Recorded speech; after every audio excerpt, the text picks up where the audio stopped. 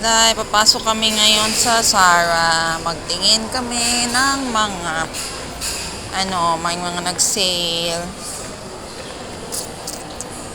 Halika na, ate. Ayan si Ate Weng. Magala bago papasok sa trabaho.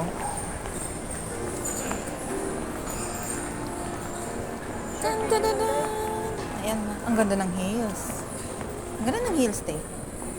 Yan. Sakit ka sa pa? Ang cute, oh. Ha? Yan, maganda. Yan. Bagay sa'yo yan. 49. Ay, 499. Iba pala yung price niya kaysa sa dollars. Di ba ito yung uso ngayon? Oo, ito yung